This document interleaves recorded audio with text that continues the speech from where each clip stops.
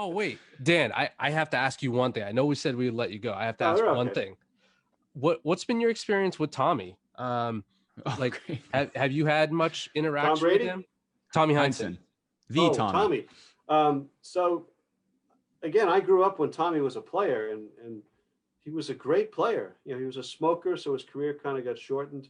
But it's bothersome to me that like generations of fans just think of him as, you know, Fred Flintstone, the kind of cartoonish broadcaster who's great at what he does. But I mean, he's a Hall of Fame coach and a Hall of Fame player. He's Hall of Famer on 2 levels. His rookie year was Bill Russell's rookie year, but rookie of the year was Tommy Heinsohn, not Bill Russell, because Russell arrived late because of the Olympics. It's a decent feather in his cap. Yeah. Game 7 of the finals, Tommy's rookie year, he goes for 37 with 24 rebounds in an overtime victory over St. Louis. Everybody still talks about Bill Russell, but Tommy Heinsohn, look up his rookie year, Game 7, when they win their first championship. He is the man. He's underrated as a player. And of course, now he's 85-year-old beast. He walks around, he drives around, does Comcast at night and all that stuff. It's remarkable. And, you know, he's had health issues and we're all worried about him a little bit, but long live Tommy. Hope he goes forever. He was so good that St. Louis team moved to a different city afterwards. Yes, thank you. The hell out of here. He chased him out of town. Yep. I think Tommy's underrated. I've seen some pictures of him as a coach. Oh my God. A very snazzy dresser. Yeah. Oh yeah. They had a lot of the plaid going on, and the big ties and the long hair and all that. But hey, he won. His Celtics beat the Bucks with Kareem Abdul-Jabbar in Game 7 on the road in the finals, and then they flew back commercials. You know, changing planes in O'Hare. I mean, that's how it was. No easy feat. This is one of your good friends, Mr. Tommy Heinsohn. No, Tommy. I love Tommy. Yeah. So I'm going to play a clip. Okay. It's 15 seconds, and when the clip is done, I'm just going to repeat what he says so that in case the audio doesn't like sound great. And then can I tell a quick after that? Can I tell just a real super quick Tommy Heinsohn story? Yeah, absolutely. Okay. All right. Yeah. Love Tommy Heinsohn. So, all right, I guess I'll translate the clip afterwards, and then I have a question for you about it. Okay. So here goes. I took a look at Baines in the shower. He looks like all of Australia. He is really put together. All right. So if anyone couldn't hear that, he was calling a game from 2017 season. Aaron Baines was on the team, and he said, "I took a look at Baines in the shower. He looks like all of Australia. ... He is really well put together." Mm-hmm. My question to you, Greg Dickerson, is: can you confirm or deny? And if that's not true, is he more like Perth, Australia, or more like Sydney? Like, what was Tommy talking about? All right. I can't tell you because I wasn't around for the Aaron Baines days, so I didn't see. As someone who is, God, how do I put this? As somebody who was burdened with the Irish curse, I took it upon myself in the many years that I covered teams in locker rooms to never look below the Mason-Dixon line. Okay, because as I said, I am fully cursed with the I'm fully bedridden with the Irish curse. So I tried to avoid those things. Tried to avoid looking in those areas as much as possible. And I can't speak to Aaron Baines at all because I never covered him. Never covered him.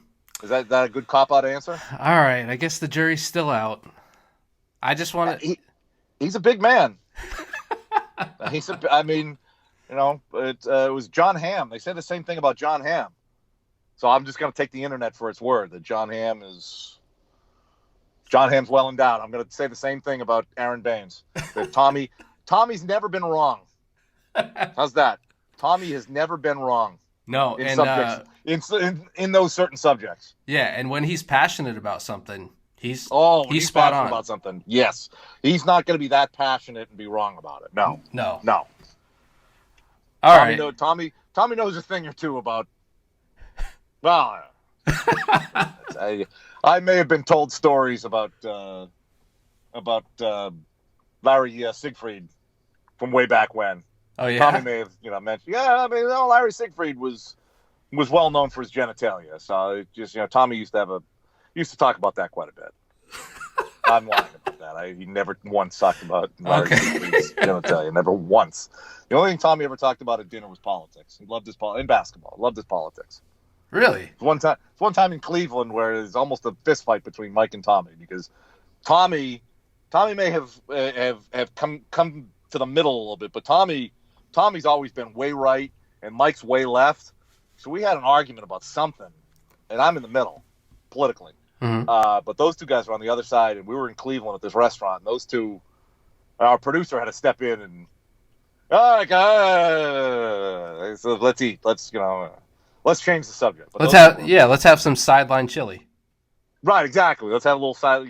Let's have a side of chili, and let's just calm down, and let's not talk about politics, and let's not have our play-by-play and color guy rip each other's throats out the night before a game.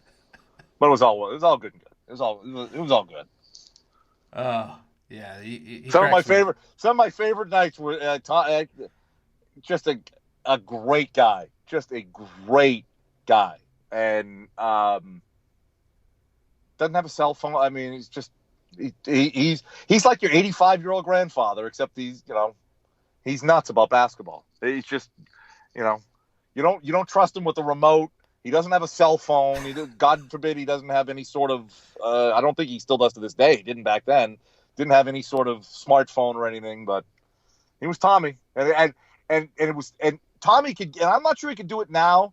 But like 5 years ago, he could get away with saying just about anything because he's Tommy. He can get away with anything. Now I don't know. Maybe not so much. Not in this culture. I know. Sometimes when I was, even this season watching the game, I'm like. Uh-oh, Tommy, like you're getting close to the line. We might want to. Do you have any Tommy Heinsohn art? I don't, but I've seen I've seen plenty of the specials whenever they're they talk about his other passions. Oh, he's a phenomenal. I mean, I've seen him in the midst of painting on the road. Phenomenal. I've got a Celtics Christmas ornament that is painted by Tommy. It's just phenomenal. It's just you would think that a real live, that's how he makes his bread and that's how he gets paid. Artist did it, and from what I know, I don't think he took it up until after he started playing. So he took it on later and he took it up later in life. But he's a phenomenal artist.